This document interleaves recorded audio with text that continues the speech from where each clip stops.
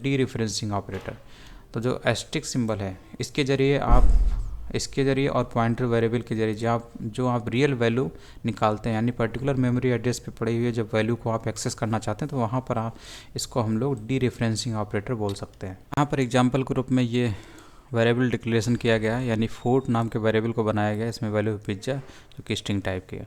उसके बाद यहाँ पर पॉइंटर का डिक्लेरेशन किया गया है। तो यहाँ पर पीटीआर एक पॉइंटर है और इसमें क्या स्टोर होता है, जो भी वेरिएबल है उसके मेमोरी एड्रेस को ये स्टोर करता है। तो यहाँ पर मेमोरी एड्रेस के लिए आपको एंड यानी रेफरेंसिंग ऑपरेटर का इस्तेमाल करना पड़ता है। उसके बाद वेरिएबल का नाम, ठीक है, इसको एज वैल्यू स्टोर करता है ये पीटीआर यानी पॉइंटर, ठीक है। तो एज वैल्यू है तो इसका डेटा टाइप भी आपको देना पड़ेगा। तो जो वैल्यू जिस टाइप की वैल्यू इस फूड नाम के वेरिएबल में थी वही टाइप आपको यहाँ पे देना पड़ता है, ठीक है। तो ये दोनों टाइप सेम होने चाहिए। उसके बाद यहाँ पर इस पॉइंटर वेरिएबल के ज़रिए मेमोरी एड्रेस को प्रिंट किया जा रहा है और यहाँ पर डी रेफरेंसिंग ऑपरेटर का इस्तेमाल किया गया है। यानी कि इस तरीके से आप पर ये जो जब आप डी रेफरेंसिंग ऑपरेटर का इस पॉइंटर वेरिएबल के साथ इस्तेमाल करते हैं तो इससे आपको कम्प्लीटली जिस वेरिएबल के एड्रेस को पॉइंटर वेरिएबल होल्ड किए हुए है उस वेरिएबल में जो वैल्यू पड़ी हुई है वो आपको इस डी रेफरेंसिंग ऑपरेटर के मदद से मिल जाती है। तो इससे आपको क्या मिलेगा, इससे आपको पिज्ज़ा मिलेगा अगर आप डी रेफरेंसिंग ऑपरेटर इस तरीके से पॉइंटर वेरिएबल के साथ इस्तेमाल करते हैं। अगर इसको हटा देंगे तो यहाँ से आपको मेमोरी एड्रेस मिलेगा, ठीक है, जो कि यहाँ से आपको मिला हुआ दिख रहा है। तो ये होता है डी रेफरेंसिंग ऑपरेटर। और डी रेफरेंसिंग ऑपरेटर जो होता है वो केवल जब हम लोग इस्तेमाल करते हैं उसी समय इसको हम लोग ये डी रेफरेंसिंग ऑपरेटर की तरह बोल सकते हैं।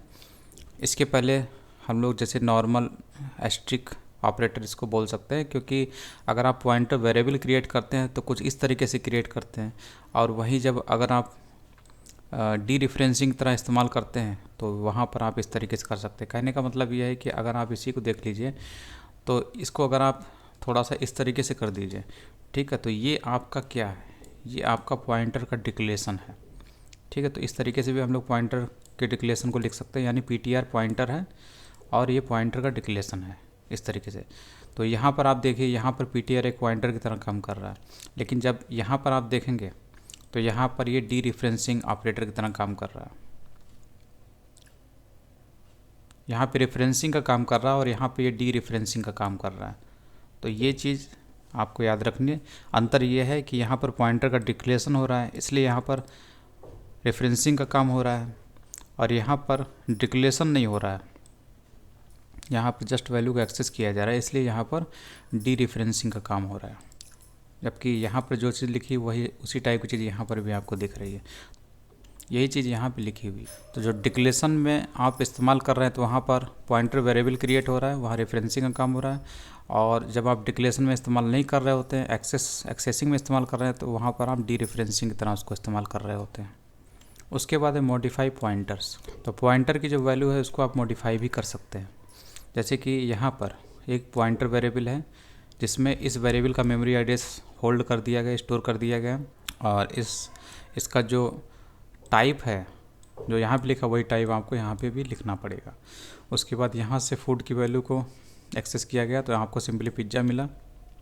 उसके बाद इस फूड नाम के वेरिएबल के मेमोरी एड्रेस को एक्सेस किया गया है रेफरेंसिंग ऑपरेटर के ज़रिए, ठीक है। तो यहाँ पर आपको मिलता है मेमोरी एड्रेस। उसके बाद यहाँ पर डी रेफरेंसिंग की तरह ये इस्तेमाल हो रहा है तो पीटीआर स्टार पीटीआर, इससे आपको क्या मिलेगा, फूड वेरिएबल में जो वैल्यू पड़ी है वो मिलेगी, यानी कि ये आपको मिलेगा। अब इसके बाद इसने क्या काम किया, ये जो वैल्यू थी यानी कि इससे जो आपको वैल्यू मिली है उसकी जगह पर आपने क्या रख दिया, हैमबर्गर रख दिया। अब आप इससे इसकी वैल्यू प्रिंट करेंगे तो आपको हैमबर्गर ही मिलेगा और इससे तो वैल्यू मिलेगी क्योंकि इसी की वैल्यू को हटाया गया है इसकी मदद से, क्योंकि डी रेफरेंसिंग ऑपरेटर है, इससे हम लोगों ने उसकी फूड की वैल्यू को एक्सेस किया। उसके बाद उसमें हम लोगों ने उसको जो वैल्यू थी उसको हटा के पिज्ज़ा को हटा के हैमबर्गर कर दिया, तो वो तो फूड में भी वैल्यू वो चेंज हो जाएगी, इसीलिए आपको फूड में भी वो वैल्यू चेंज होते हुए दिखाई देगी।